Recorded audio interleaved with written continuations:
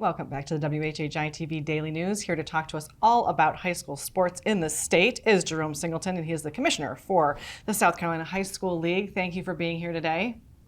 Thank you. Appreciate the opportunity. Yes, so unbelievably enough, June and July are behind us. We are in August, and we are gearing up to go back to school.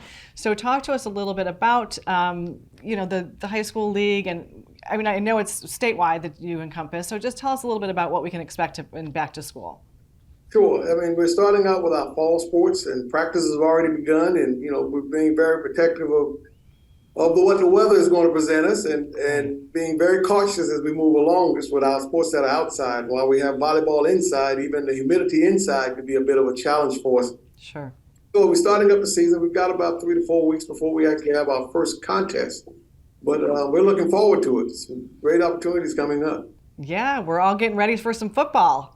Football season is one of them. That's right. Yeah. And so, are there any new things going on? I know you mentioned before we started that there are kind of some little things, but any new regulations, anything we need to be aware of going into our fall season? Well, depending on the sport, it could be a little different in each sport. We always update our playing rules through the National Federation. I mean, they have different things coming, but I don't think there'll be anything that they'll be faced with in our fall sport that's going to be very noticeable. There's some subtle things of how we mark off penalties, how we do signs that indicate a penalty and the likes, but nothing of major change that everybody's going to look at and say, wow, that's different than it was last year. Yeah. And so something I've been hearing a lot about is transfer portals and all kinds of things when we're talking about college players. Is there something in the state, on the high school level where if somebody, if they move or they're looking at another school that they might be interested in, are there regulations surrounding that they have to go through some certain channels before they can actually change to that school? Absolutely. In fact, we don't have a transfer portal like the colleges have, but we do have some exceptions to our rules that allow a transfer to be eligible at the new school. The basic rule says if a student transfers from one school to another school, that student is ineligible for 365 days from the date of the transfer. Okay. Then it goes to unless. Okay. Then we've got about 16 different exceptions for what's applied there. A couple of them being easy ones being, bona fide change of address. The family moves into a new attendance area.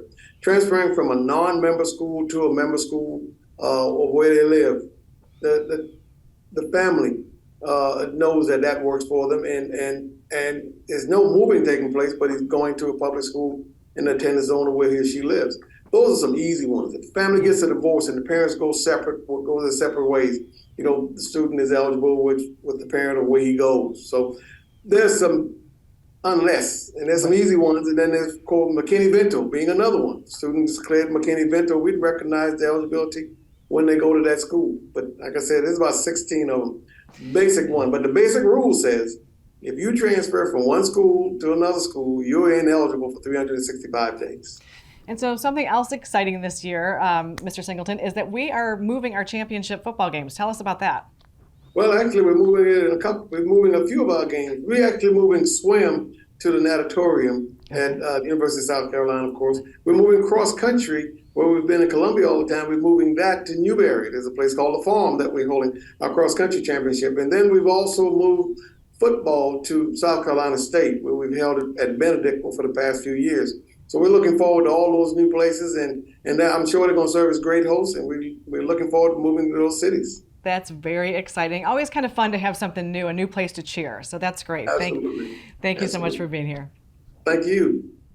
Thanks to everyone on the show today for their insights and contributions. As always, our production team is behind the scenes to make all of this possible. And of course, we are honored that you have chosen to share a part of your day with us. I'm Betsy McDaniel, and we'll see you for the next WHHI-TV Daily News.